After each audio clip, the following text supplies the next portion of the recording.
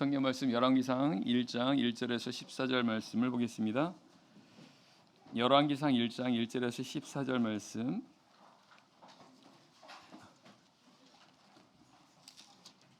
제가 읽도록 하겠습니다. 열왕기상 1장 1절에서 14절 말씀입니다.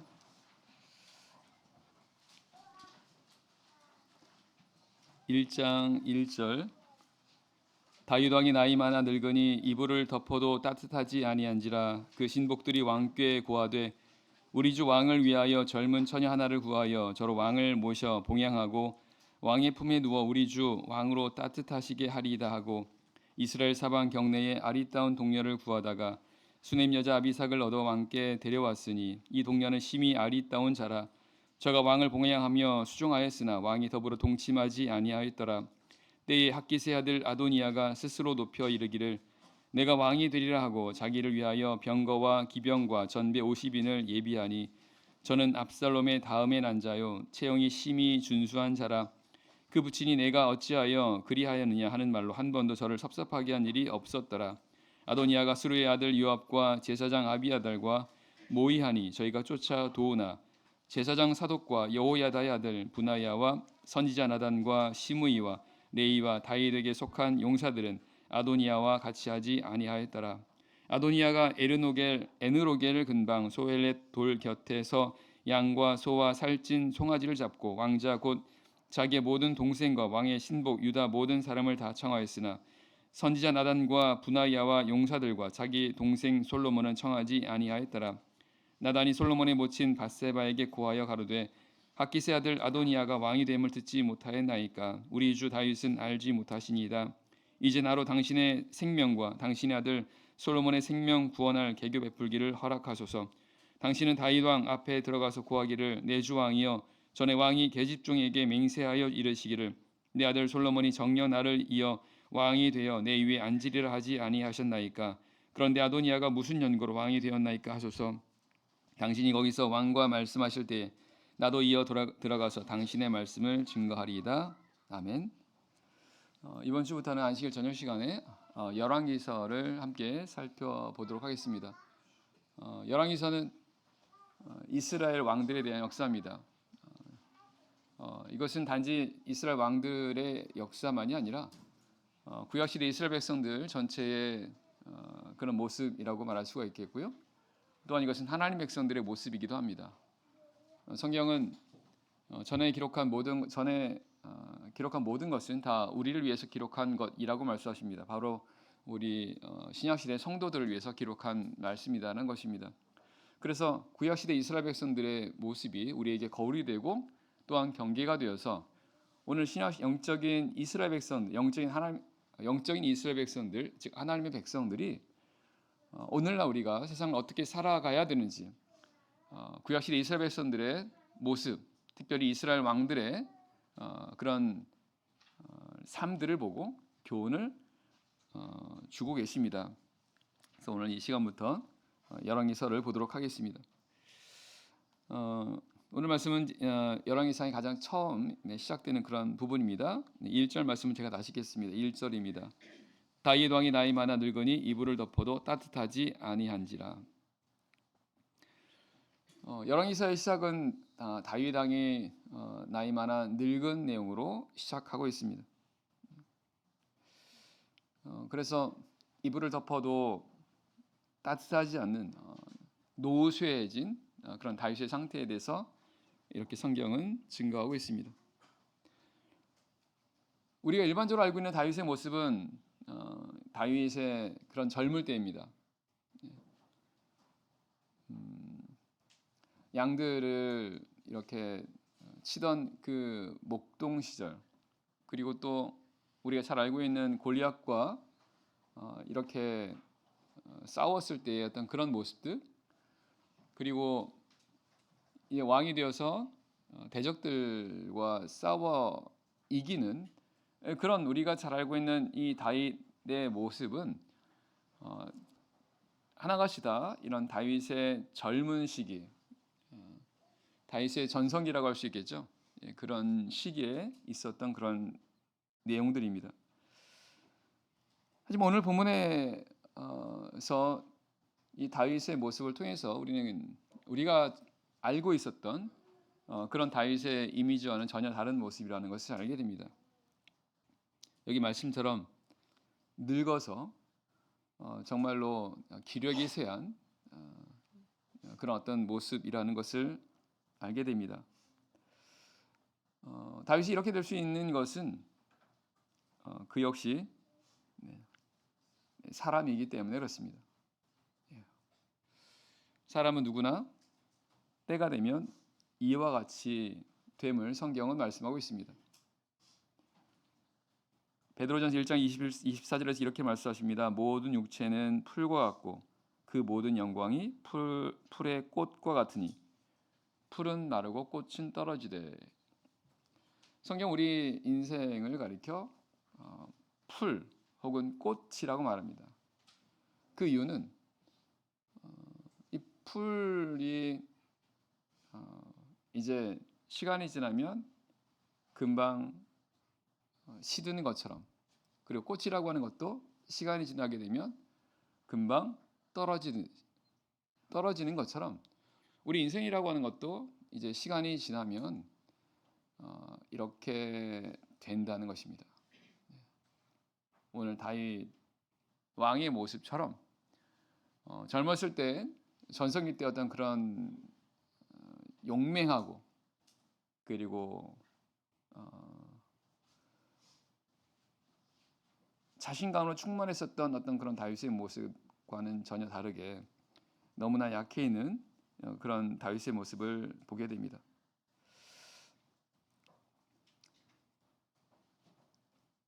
시편 90편 10절 말씀 보게 되면 사람의 연수가 70이여 강건하면 80이라도 그 연수의 자랑은 수고와 슬픔뿐이라고 말씀합니다. 그러면서 신속히 간다고 말씀하세요. 신속히 가니 우리가 날아가나이다 이렇게 말씀합니다. 우리 인생이라고 하는 이 세상에서 인생에 살아가는 이런 모습을 가리켜 날아간다라는 것입니다. 신속하게 날아간다라는 것입니다. 그러니까 금방 이 인생이라고 하는 것이 지나가게 되고 그러다 보면 어느덧 정말 아무것도 아닌 그런 인생의 모습으로 이제 되어질 때가 있다라고 성경은 말씀하고 있습니다. 그래서 결국 성경이 이렇게 우리 인생을 이렇게 말씀하시는 것은 이 세상에서의 우리의 어떤 삶이라고 하는 것은 그냥 나그네와 같은 그런 과정이라는 겁니다. 잠깐 지나가는 나그네가 잠깐 여행하는 것과 같은 그런 과정이다라고 말씀하십니다. 제가 얼마 전에 대만을 방문하고 돌아왔습니다.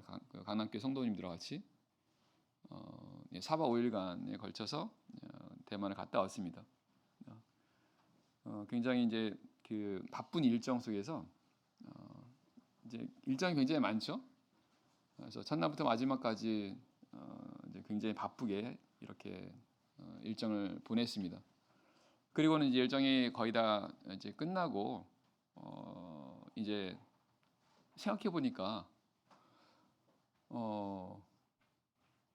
분명히 굉장히 바쁘게 그리고 뭔가를 많이 했던 것 같은데 그 시간을 되돌려서 보니까 금방이라는 생각이 들더라고요.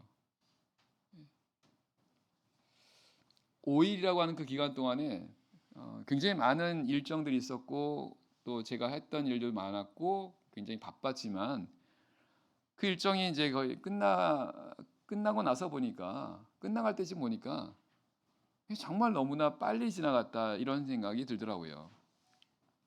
그러면서 마치 제가 4박 5일간의 어떤 그런 대만을 방문하는 그 이 여행이지 않습니까? 그런 것처럼 우리 인생이라고 하는 것도 이런 여행과 같겠다 이런 생각이 들더라고요. 사실 보면 우리 각자 세상에서 살아가는 모습들이 다 바쁘지 않습니까? 아이들도 그렇고 학생들도 그렇고 또 우리 중년들도 그렇고 장년들도 그렇고 노인분들도 다 각자 나름대로 바쁘게 살아가게 됩니다. 예. 근데 이게 잠깐이라는 것입니다. 예. 마치 어딘가를 여행하는 것처럼. 예. 그럼 이제 분명 여행이 끝날 때가 있지 않습니까? 그런 것처럼 우리 삶이라고 하는 것도 이제 어떤 마무리를 할 때가 있을 것이다라는 것입니다. 그렇다면 우리가 세상에서 삶이 이런 것이라고 한다면 정말 굉장히 빨리 지나가게 될 거다라는 것을 우리가 생각해야 될 것이고, 그렇다면 우리는 분명한 목표와 목적을 가지고 살아가야 되겠더라는 것입니다. 그렇지 않으면 여차하면 그냥 훅 지나가겠다라는 거예요. 분명한 목표와 분명한 목적을 가지고 살아가야 금방 지나가는 이 과정이 결코 헛되거나 그리고 의미 없이 지나가는 게 아니라 그 안에서도 의미 있는 그런 삶을 살아갈 수가 있겠다라는 것입니다. 우리가 아는 것처럼 세상에서 우리 살아가는 목표와 목적은 분명합니다. 바로 하나님의 나라에 들어가는 것입니다. 하나님 나라에 들어가는 것입니다. 왜냐하면 우리가 살아가는 이 삶은 결국은 우리 신앙생활이지 않습니까? 우리 삶이 신앙생활이요, 삶이 우리 신앙이라고 한다면 우리 믿음이 결국 영혼의 구원을 받음이라는 말씀처럼 결국 이 세상에 살아가는 그 분명한 이제 목표와 목적은 하나님 나라에 들어가는 것입니다. 그렇다면 우리 성도분들은 이런 목표와 목적을 분명히 하면서 이것을 향해서 가도록 해야 될 것이라는 거죠. 그리고 이 과정에서 우리가 분명히 또한 잊지 말아야 될 것은 우리는 하나님만 의지해야 한다라는 사실입니다. 하나님만. 그 말은 하나님 말고 다른 거 의지해서는 안 된다는 것입니다. 사람을 의지하면 안 된다는 거예요. 이스라엘 백성들에게 다윗이라는 인물은 어마어마한 존재입니다. 근데 그 다윗도 지금 나이 많아 늙었다라고 말씀하십니다. 그러니까 사람이라고 하는 것은 결국은 시간이 지나면 변합니다. 안 변하고 싶어도 변할 수밖에 없습니다. 약해지는 거죠. 그게 인간입니다. 아까 말씀드린 것처럼 풀이 시간이 지나게 되면 그냥 마르는 것처럼 우리 삶이라고 하는 것도 그렇게 될 수밖에 없다는 것입니다. 그러면 그렇게 변한다는 것, 그 변하는 것을 의지해서는 안 된다라는 거죠. 변하는 것을 의지하게 되면 반드시 나중에는 후회할 때가 있을 거라는 것입니다. 변하지 않는 것을 의지해야 되는 거죠. 변하지 않는 것은 오직 하나님밖에 없다라는 것입니다. 하나님 말고는 다 변한다는 거예요. 그러니까 그 누구도 의지의 대상은 아니라는 것입니다. 하나님 외에는요. 남편도 아내도 자식도 부모도 다 우리의 의지 대상은 아닙니다. 나중에 시간이 지나면 다 변합니다. 다 바뀝니다. 물론 전성기 때는 가령 우리 아이들 같은 경우, 자녀들 같은 경우는 부모는 굉장히 정말 믿을 수 있는 그런 어떤 버팀목이 될 수도 있습니다. 하지만 조금만 시간이 지나게 되면 그렇게 버팀목 같았던 그런 부모들도 나중에는 그냥 이렇게 오늘 다윗의 모습처럼 이렇게 된다는 것입니다. 결코 의지의 대상은 될 수 없다는 것입니다.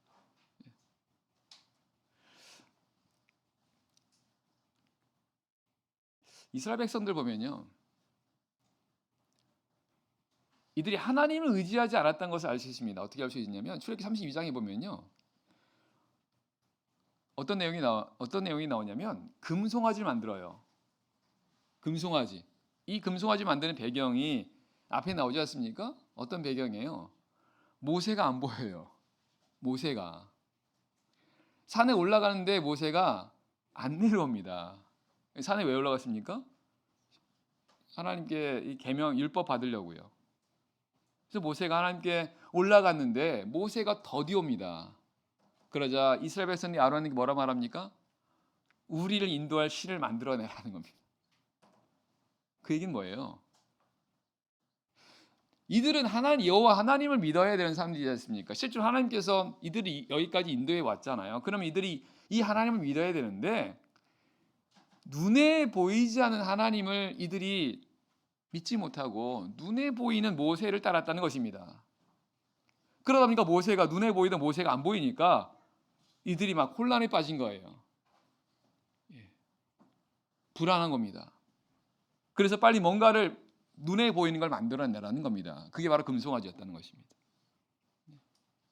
결국 이렇게 된 이런 모습을 보게 된다면 그 이스라엘 백성들이 그들을 인도했던 그 여호와 하나님을 믿고 의지한 게 아니라 눈에 보이는 그런 대상을 의지하고 따랐다는 것을 알 수 있습니다. 그게 바로 모세였다는 것이죠.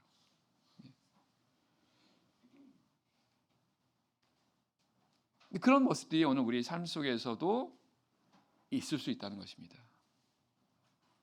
당장에 눈앞에 보여지는 그 어떤 것, 이것이 정말 내가 신뢰하고 의지할 수 있는 그런 대상이 될 수 있다는 것입니다. 하지만 우리는 하나님만 의지한다는 겁니다. 그 외에는 그 어떤 것도 의지의 대상이 되면 그것 때문에 나중에 반드시 후회하게 되고 그리고 넘어지게 된다라는 것을 알 수가 있습니다. 성경은 오직 하나님만 변하지 않고 오직 하나님의 말씀만 세세토록 영원히 있다고 말씀하십니다. 그래서 우리는 하나님의 말씀만 믿는 겁니다. 하나님의 말씀.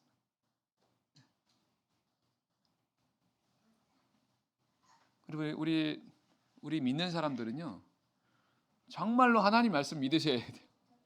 정말 하나님의 말씀만 따라가셔야 됩니다.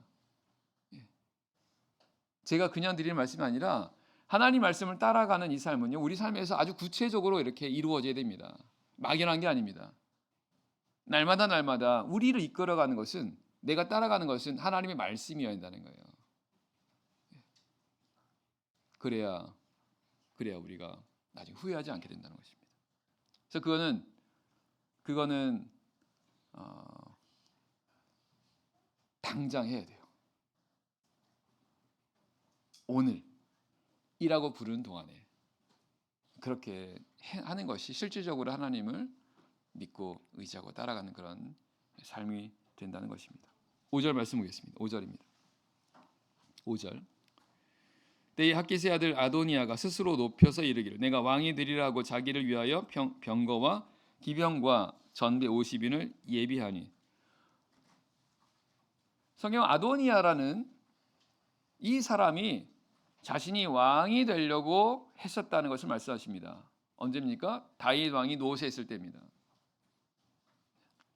이 아도니아는 핫깃의 아들이라고 했습니다.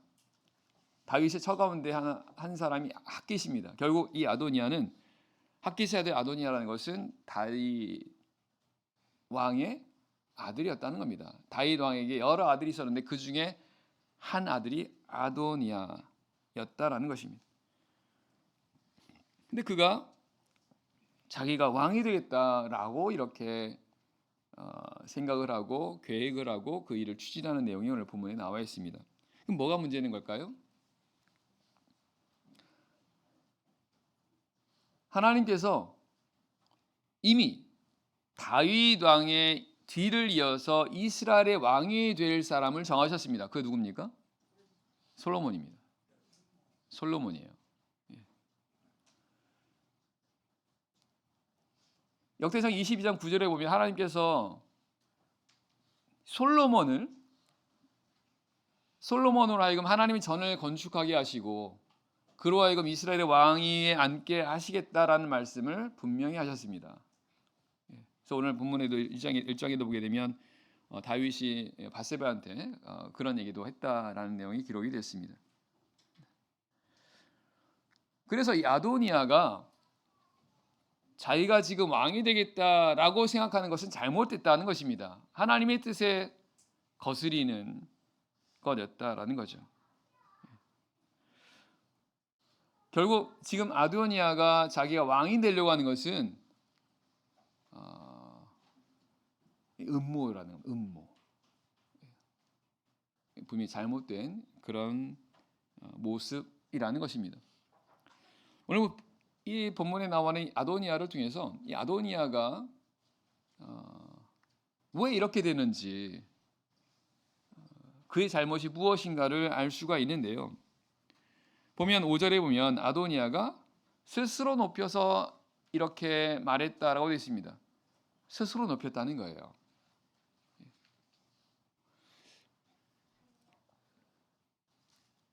아도니아는 스스로가 자신을 높여서 왕이 되려고 했다라는 것입니다. 이게 잘못됐다라는 것입니다. 왜 그래요? 사람을 높이는 건 누가 하시는 일입니까? 하나님께서 하시는 일이에요. 성경은 여호와는 살리기도 하시고 죽이기도 하시고 부하게도 하시고 가난하게도 하시고 높이기도 하시고 낮추기도 하신다라고 말씀합니다. 이건 하나님의 일이라는 겁니다. 하나님이 높여주셔야 높아진다는 겁니다.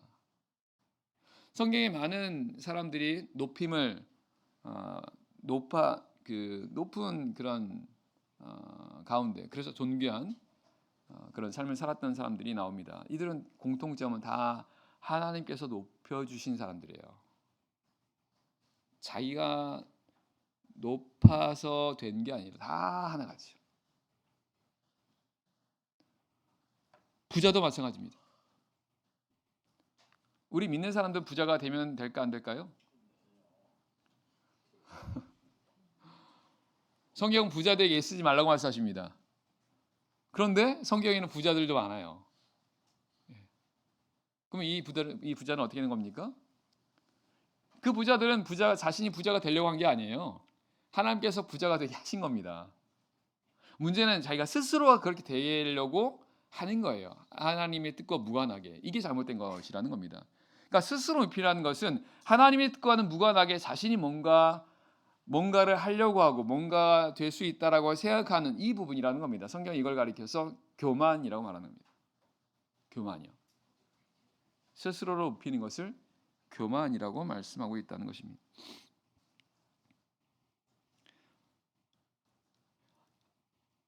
하나님은 이런 교만한 자를 대적하신다고 말씀하십니다.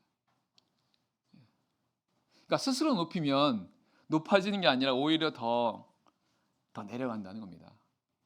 하나님은 이런 자를 싫어하시니까요. 이런 자를 낮추시니까. 그러니까 결국은 이 아도니아가 스스로 높이려고 했지만 나중에는 보면 이렇게 하나님께서는 낮추시는 것을 볼 수 있습니다. 베드로전서 5장 6절의 말씀에 그러므로 하나님의 능하신 손 아래서 겸손하라. 때가 되면 너희를 높이시리라 라고 말씀하시는 겁니다. 높아지는 것 자체가 문제가 되는 건 아닙니다. 하나님이 높여주시면 되는 거예요. 이제 이게 하나님의 은혜예요. 또한 복입니다. 문제는 그 높아지는 것을 나 스스로가 하려고 해서는 안 된다는 것입니다. 하나님께서 해주셔야 된다는 것입니다. 하나님께서 해주시도록 해야 된다는 겁니다. 그래서 높아진다는 것은 여러 가지로 적용할 수 있겠죠. 뭐 학생이라면 공부, 직장이라면 회사 우리 직장 생활하는 우리 성도들한테는 직장 생활에서도 그런 모습들, 기타 여러 가지 어떤 모습들 속에서 높아지는 상황은 분명히 있을 수 있습니다. 분명히 있습니다. 근데 그런 것들이 내가 스스로가 높아지려고 해서는 안 된다는 거죠. 하나님께 높아지도록 하게 하실 때 그것이 진짜 높아지는 것이고, 그럴 때 아무런 부작용이나 잘못됨이 없게 되는 것을 알 수 있습니다. 이 아도니아가 스스로 높여 이르기를 내가 왕이 되리라 이렇게 말하게 됩니다. 내가 왕이 되리라. 야고보 4장을 보겠습니다. 야고보 4장입니다. 야고보서 4장 13절입니다. 야고보서 4장 13절 말씀. 야고보서 4장 13절입니다. 13절. 들으라, 너희 중에 말하기를 오늘이나 내일이나 우리가 아무 도시에 가서 거기서 1년을 유하며 장사하여 일을 보리라 하는 자들아, 내일 일을 너희가 알지 못하는도다. 너희 생명이 무엇이뇨? 너희는 잠깐 보이다가 없어지는 안개니라. 너희가 도리어 말하기를 주의 뜻이면 우리가 살기도 하고 이것저것을 하리라 할 것이거늘 이제 너희가 허탄한 자랑을 자랑하니 이러한 자랑은 다 악한 것이라. 어떤 사람이 어디 가서 1년 동안 장사하면서 일을 보겠다. 어떻게 생각하면 이 사람이 뭐가 문제지라고 생각할 수 있으나 성경은 이 사람을 가리켜 허탄한 자랑을 하는 사람이라고 말씀합니다. 교만한 사람이라는 겁니다. 왜 그렇습니까? 너희는 내일을 알지 못하는 안개라는 것입니다. 내일을 알지 못하는 그런 사람이 어떻게 1년 동안 자신의 생각과 계획대로 된다라고 생각하는 건 하나님 앞에 이거는 교만이라는 것입니다. 그러면서 주의 뜻이면 우리가 이것도 하고 저것도 해야 된다라고 생각해야 한다는 것입니다. 주의 뜻이면, 주님께서 허락하시면 그럼 우리가 이것도 하고 저것도 할 수 있다라고 생각을 해야 되지만 본문에 나오는 이 사람은 전혀 이건 상관없이 그냥 자기 생각대로 자기 계획대로 될 거라고 생각을 하고 있는 사람이라는 것입니다. 이 사람을 가리켜 성경은 허탄한 자랑을 하는 사람이고 이런 자랑은 다 악하다라고 말씀하십니다. 17절입니다. 17절. 이러므로 사람이 선을 행할 줄 알고도 행치 아니하면 죄니라. 앞에서 어떤 말씀하십니까? 주의 뜻이면 우리가 이것도 하고 저것도 해야 된다라는 것입니다.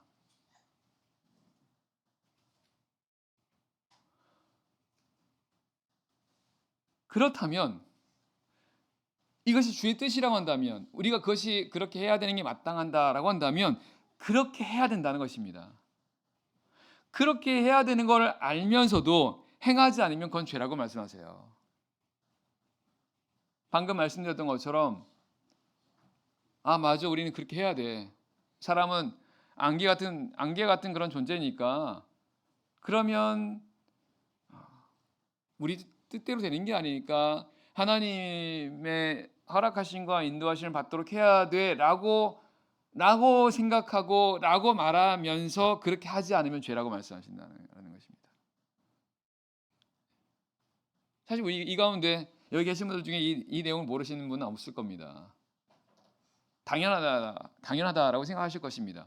문제는 정말 그렇다면 그대로 그냥 해야 한다는 것이죠. 정말로. 근데 그렇게 하지 않으면 죄라고 말씀하신다는 것입니다. 그 말은 우리가 그렇게 알면서도 그렇게 행하지 않을 수 있다는 것입니다. 그래서 우리는 우리 삶 속에서 내가 하나님의 이런 하나님의 주권, 하나님의 뜻과 무관하게 실질적인 삶 속에서 내 주관대로, 내 임의대로, 내 뜻대로 하고 있는 부분들이 분명히 있을 수 있다라는 것을 인정해야 한다는 것입니다. 그리고 이런 말씀을 들을 때 정말로 내가 그런 부분이 있다고 생각이 된다고 한다면 그렇게 하지 않도록 해야 한다는 것입니다. 그걸 내가 알면서도 계속해서 그런 사실을 알면서도 그리고 하나님 말씀을 들으면서 내가 그런 부분들이 뭔가 잘못 행하고 있음에도 불구하고 계속 그 가운데 있으면 계속 죄 가운데 있다는 뜻입니다.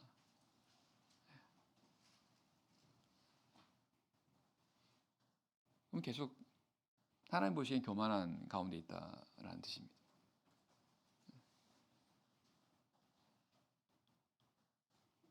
그래서 오늘 본문에 아도니아라는 사람이 우리가 어떻게 보면 이 사람 참 교만한 사람이다라고 생각할 수 있으나 어쩌면 그것이 내 모습일 수 있다라고 생각하셔야 됩니다.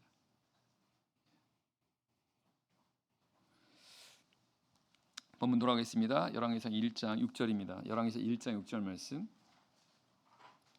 열왕기상 1장 6절입니다. 열왕기상 1장 6절.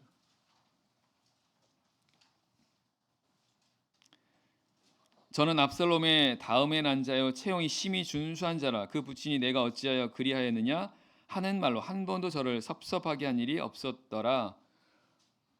이 성경 아도니아라는 사람에 대해서 이렇게 이런 사람이 있다라고 말씀합니다. 압살롬 다음에 난 자라는 겁니다.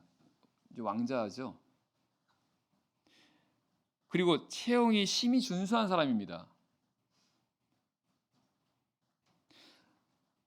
그러니까 이런 조건이나 이런 환경에 있었던 사람이었고, 그러다 보니 스스로를 높이는 이런 생각을 가지고 이런 악한 그런 삶을, 하나님 앞에 교만한 삶을 살았다는 것을 알 수 있습니다. 좋은 조건과 환경이 오히려 하나님 앞에 자신을 높이는 그런 결과가 될 수도 있다라는 사실입니다.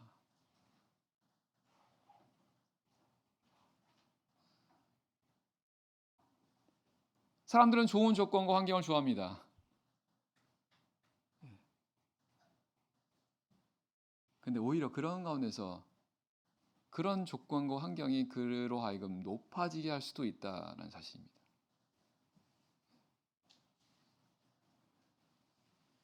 그래서 하나님은 때로 우리에게 그런 좋은 조건과 환경을 허락하지 않으시기도 하신다는 것을 우리는 알아야 됩니다.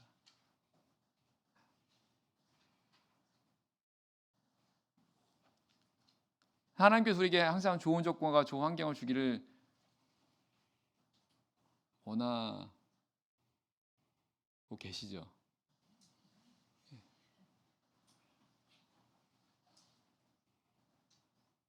물론 하나님께서 우리에게 좋은 조건과 환경을 주시기도 합니다. 은혜로. 그럼 어쩔 때는 안 주실 때도 있어요. 우리는 하나님께서 나에게 좋은 조건과 환경을 주실 때 뿐만 아니라 그걸 주시지 않을 때도 우리 하나님 앞에 감사할 수 있어야 됩니다. 왜냐하면 우리는 우리 자신을 잘 몰라요. 하나님은 우리를 가장 잘 아십니다. 내가 어떻게 할 때 나에게 가장 유익한지를 하나님만 아십니다. 그래서 어쩔 때는 우리에게 좋은 조건을 주시는 거죠. 하지만 그렇지 않은 경우도 있다는 것입니다. 네, 그건 우리 유익을 위해서라는 거예요. 그래서 어느 경우든 우리는 하나님이 감사할 수 있어야 됩니다. 그래서 성경은 범사에 감사하라고 말씀하시는 겁니다. 꼭 좋은 조건, 환경이 좋은 건 아니다 라는 것입니다. 오히려 그 반대가 되는 경우도 사실은 굉장히 많죠. 근데 본문에 보면 이 아도니아에 대해서 그 부친은 다윗이지 않습니까? 내가 어찌하여 그리하였느냐 하는 말로 한 번도 저를 섭섭하게 한 적이 없었다고 말씀하세요. 언뜻 보면 아도니아 사람이 참 굉장히 좀 훌륭한 인물이었나라고 생각할 수도 있는데 그런 인물이었다면 이렇게 하지 않죠. 그죠? 그러면 내가 어찌하여 그리하니 하는 말 한 번도 저를 섭섭하게 하지 않았다는 것은 이건 긍정적인 의미가 아니라 이건 부정적인 의미로 봐야 한다는 것입니다. 그럼 섭섭하게 했다는 뜻이 뭘까요? 섭섭하게 했다는 것은요. 근심하게 하거나 슬프게 하지 않았다는 뜻입니다. 다윗이 아도니아라는 이 아들로 하여금 한 번도 그가 근심되게 그를 슬프게 하지 않았다라는 거예요. 무슨 뜻일까요? 크게 터치하지 않았다는 뜻입니다. 터치하지 않았다는 거예요.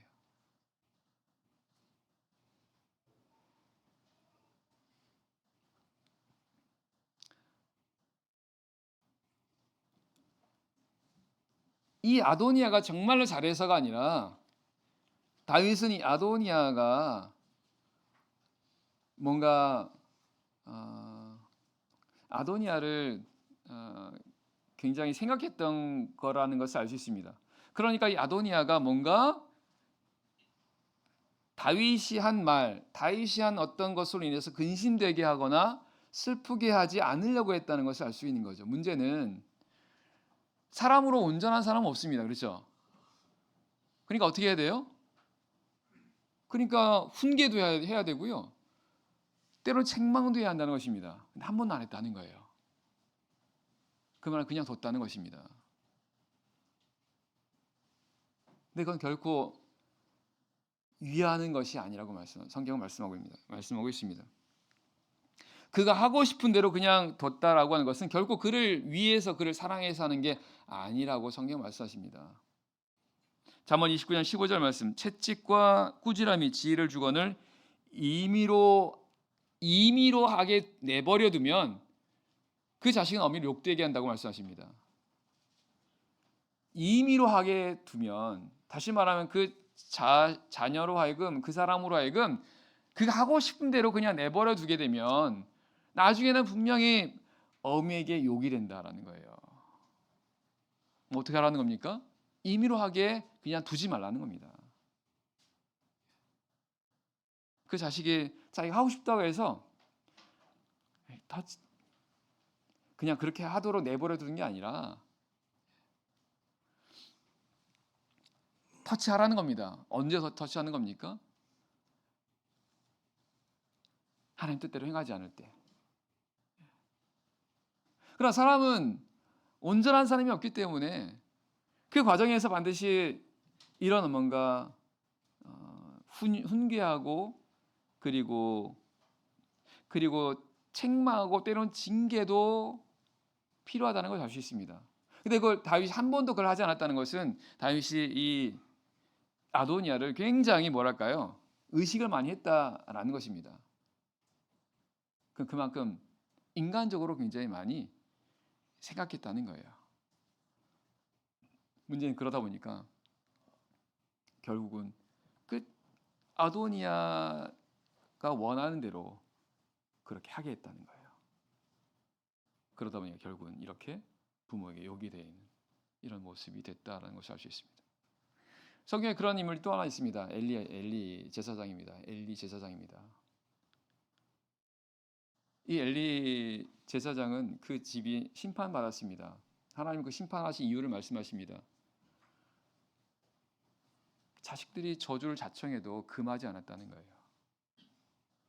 이래 두 아들들이 제사장이었습니다. 그러니까 마땅히 제사장으로서 하나님을 섬기는 그 일에 그들이 바르게 했어야 되는데 성경에 보게 되면 그들이 그렇게 하지 않고 오히려 성전에서 해서는 안 되는 그런 죄들을 범했다고 말씀하십니다. 문제는 이 엘리가 그것을 알고도 금하지 않았다고 말씀하세요. 금하지 않았다고요. 결국은 그렇게 해서 계속 죄를 범하게 되고 그로 인해서 엘리와 그 집 전체가 심판을 받았다라고 말씀하십니다. 그럼 엘리가 왜 금하지 않았을까요? 하나님께서 말씀하십니다. 엘리가 나보다 자식들을 더 중히 여겼다고 말씀하세요. 더 중요하게 여겼다는 것입니다. 더 중요하게 여기다 보니까 그렇게 뭔가 했을 때 자식이 뭔가 상처받고 그것 때문에 뭔가 힘들어하고 이거를 볼 수가 없는 것입니다.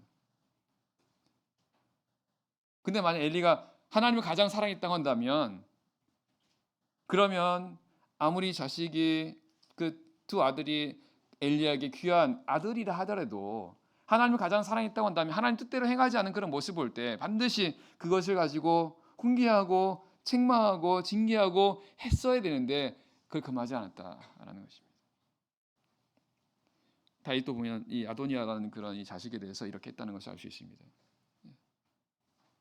그래서 이런 것들은 오늘 우리에겐 또한 중요한 교훈을 주고 있습니다.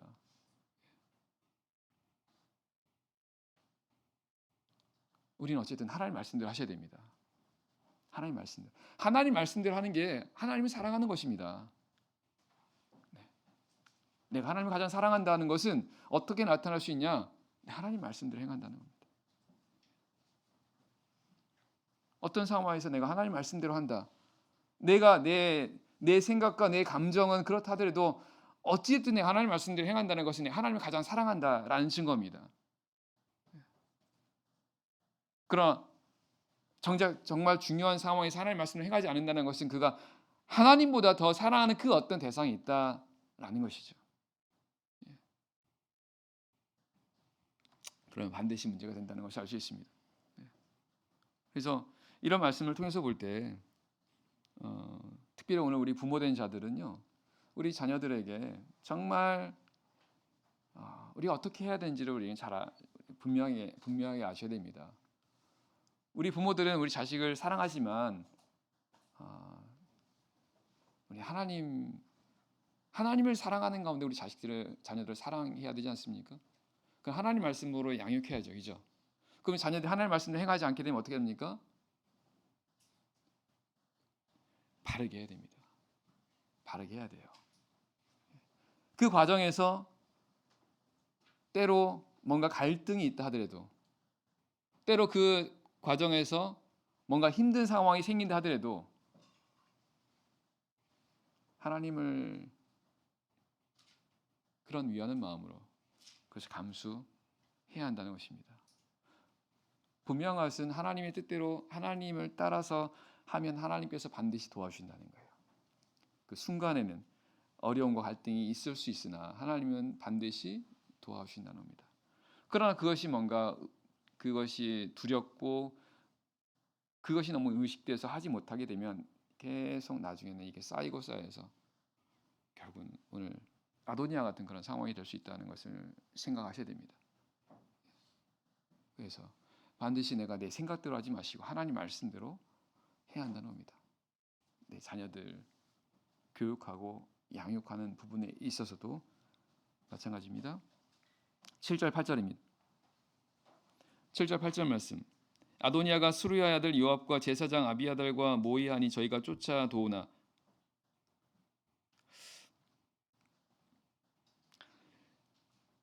이 아도니아가 이제 자신이 왕이 되겠다라고 말합니다. 이건 분명히 잘못된 거죠, 그죠? 하나님의 뜻에 거슬리는 겁니다. 근데 성경은 그 아도니아와 함께 뭔가 모반했던 사람들이 나오는 것을 알 수 있습니다. 바로 요압이라는 사람입니다. 요압. 이 요압이라는 이 사람은 성경에 많이 등장하는 그런 인물입니다. 다윗이 왕으로 있을 때 군대 장관에 있었던 그런 사람이었었던 거죠. 근데 그 요압이 다윗의 군대 장관했던 요압이 지금 어떻습니까? 지금 아도니아가 모반하는 어떤 그런 가운데 함께 여기 지금 대열에 있다라는 것을 알게 됩니다.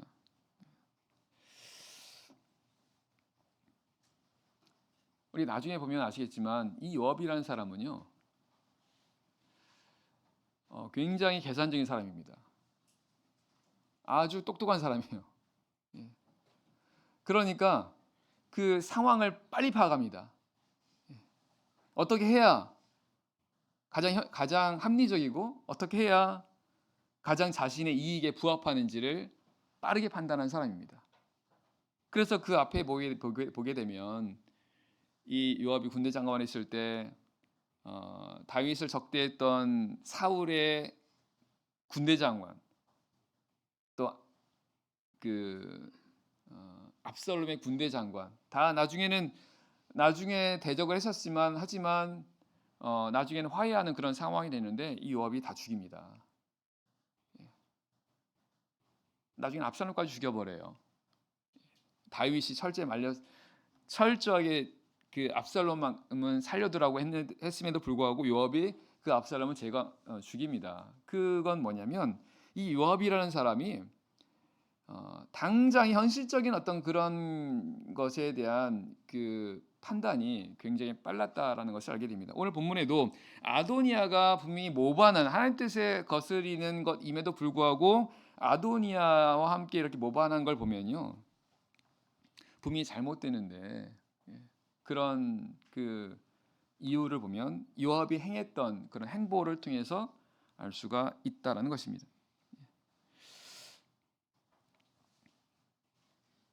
더구나 지금 다윗 왕이 노쇠했습니다. 뭔가 이스라엘에 새로 왕이 세워져야 되는데 다윗 왕은 지금 노쇠해 있는 가운데서 뭐 다른 후계자를 세울 생각도 하지 않고 뭐 그런 상황 속에서 아도니아가 자기 왕이 되겠다는 그런 상황을 보고 이제 빨리 여기에 이제 편승한 거죠. 인간적인 생각으로. 결국 요압이라는 사람은 인간적인 생각으로 똘똘 뭉쳐있던 사람입니다. 나중에 이제 뒤에 보면 다윗이 솔로몬한테 유언 남기는 중에 요압을 제거하라는 그런 유언을 남기는 걸 볼 수 있습니다. 굉장히 굉장히 자기중심적인, 결국은 믿음과는 거리가 먼 사람이었다는 것입니다. 그가 만약 믿음이 있었다면 어찌든 하나님의 말씀을 따라서 했을 텐데 그렇게 하지 않고 결국 눈에 보이는 그런 현실을 쫓아가는 그런 모습이라는 것입니다. 이 믿음이라고 하는 것은요, 때로는 정말 뭔가 아무것도 없는 것 같이 보일 때가 있어요. 굉장히 공허할 때가 있을 수 있습니다. 왜냐하면 이 믿음은 하나님의 말씀을 따라가는 거지 않습니까? 하나님의 약속을 따라가는 거예요. 하나님의 약속을 말씀대로 하다 보면 뭔가 지금 이게 과연 그 말씀이 될까? 그냥 현실은 아무것도 일어나지 않고 하는 그런 상황 속에서, 예를 들면 우리가 하나님께 기도합니다. 하나님께서 우리가 기도하면 하나님께서 우리 기도를 들으시고 은혜를 주신다고 말씀하십니다. 그래서 우리가 기도합니다. 근데 당장에 눈에 보이는 현실들은 전혀 하나님께서 뭔가 도와주시거나 뭔가 상황이 달라지거나 그런 기미가 전혀 보이지 않는 그런 가운데 있을 수 있습니다. 그러면 인간적인 생각에 하나님의 말씀대로 하지 않고 인간적인 어떤 그런 생각을 쫓아서 세상적인 방식이나 합리적인 어떤 생각을 쫓아서 뭔가를 할 수도 있는 그런 유혹들을 받게 되는 거죠. 하지만 성경은 믿음은 기다리는 것이라고 말씀하십니다. 믿음은 기다리는 것입니다. 하나님의 약속을 기다리는 겁니다. 반드시 하나님께서 그 말씀을 행하신다는 것을 믿고 그 말씀이 혹 더디 이루어진다 하더라도 반드시 그 말씀대로 이루신다는 것을 믿는 것이 믿음입니다. 그래서 하박국 2장 3절에 보게 되면 이 묵시는 정한 때가 있나니 그 종말이 속히 이르겠고 결코 거짓되지 아니하리라. 비록 더딜지라도 기다리라. 지체되지 않고 정령 응하리라라고 말씀하십니다. 그러면서 하신 말씀이 오직 의인은 믿음으로 말미암아 살리라라고 말씀하신 겁니다. 결국 이 의인이라는 것은 믿음으로 사는 사람이고 그 믿음이 바로 뭔가 이루어지지 않는다 하더라도 그것을 믿고 기다리는 것, 기다리는 자, 바로 이런 사람을 의인이며 그를 가리켜 믿는 믿음을 가진 자라고 말씀하시는 겁니다. 자, 9절 10절 말씀, 9절입니다. 9절 아도니아가 에느로겔 근방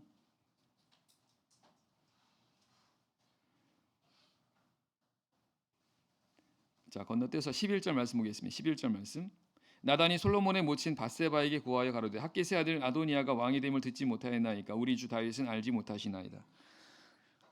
지금 아도니아가 자신이 왕이 되려고 지금 막 그 아주 철저하게 계획을 세우죠. 그리고 나서 요압이라는 이 사람까지 가세해서 그래서 이제 그 자신이 모반을 일으키는 그 사람들이 함께 모여서 잔치를 벌입니다. 잔치를 벌인다는 이게 뭐예요? 이제 곧 아도니아를 왕으로 세우겠다는 뜻입니다. 잔치를 벌이려고 한다는 것은 이제 그게 임박했다는 것입니다.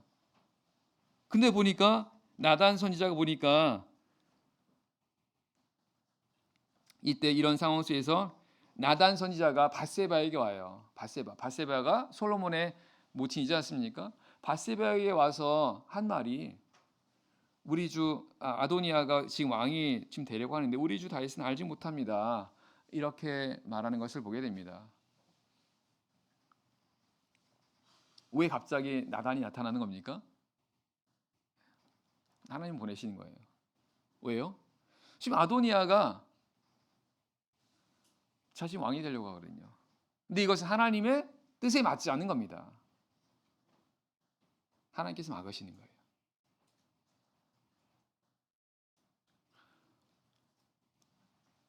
우리가 기억해야 될 것은요, 또 우리가 믿어야 될 것은 하나님께서는 하나님 뜻이 아니면 반드시 개입하십니다.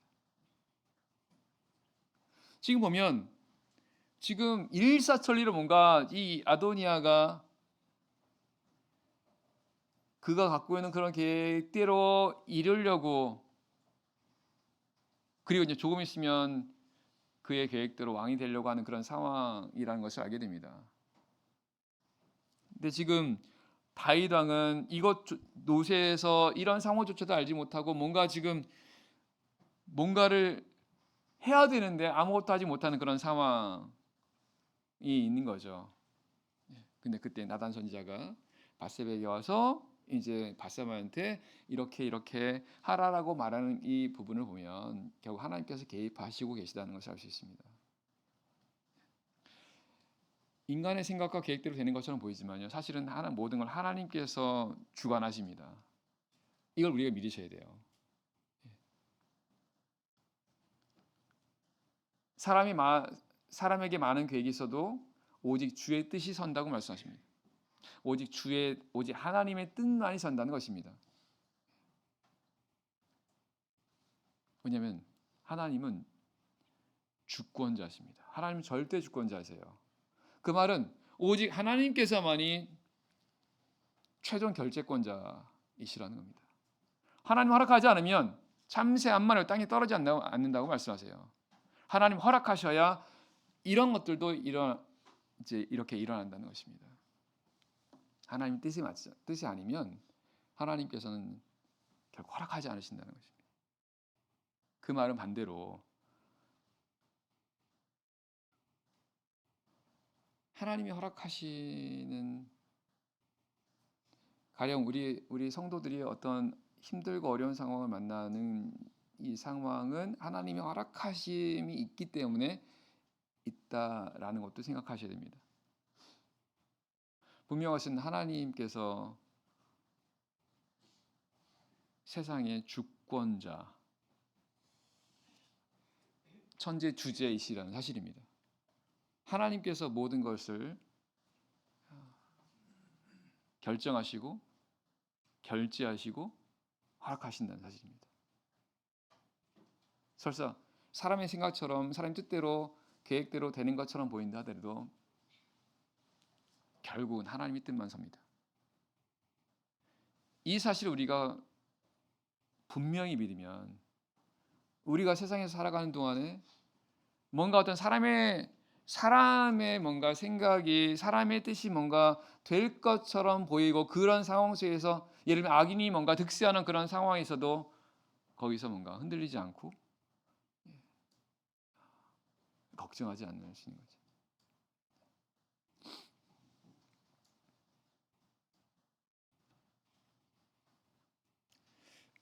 (12절) 말씀 마지막입니다. 12절. 이제 나로 당신의 생명과 당신의 아들 솔로몬의 생명 구원을 계교 베풀기를 허락하소서. 나단 선지자가 밧세바에게 말합니다. 내가 당신과 당신의 생명과 당신의 아들 솔로몬의 생명을 구원할 계교를 베풀려고 하는데 허락해달라는 겁니다. 지금 계교라고 표현하고 있는데요, 이건 결국은 뭐예요? 지금 이 아도니아가 지금 뭔가 그 개교를 부리고 있지 않습니까? 근데 그 개교에 대항해서 이제 그걸 대항할 수 있는 어떤 다른 개교가 필요하다는 것입니다. 다른 말로 말하면 지혜예요, 지혜입니다. 우리에게는 이런 지혜가 필요합니다. 왜냐하면 사단은 굉장히 지혜롭습니다. 사단은, 그래서 이 사단의 지혜로 많은 사람들이 거기에 넘어가는 겁니다. 그 사단의 지혜에, 사단의 간교에 넘어가지 않으면 사단의 지혜를 초월할 수 있는 하나님의 지혜가 필요하다는 것입니다. 그 지혜가 우리에게 필요하다는 겁니다. 그래서 예수님도 제자를 보내실 때 너희가 비둘기처럼 순결하고 뱀처럼 지혜로우라고 말씀하신 겁니다. 왜냐하면 사단이 끊임없이 이런 간교를 통해서 우리 하나님 백성 성도들을 넘어뜨려고 하거든요. 근데 그런 가운데서 그것을 우리가 넘어지지 않고 미혹받지 않고 그것을 이기려면 우리는 그 위에 있는 더 높은 더 뛰어난 지혜가 필요하다는 것입니다. 이건 하나님께서 주시는 지혜인 거죠.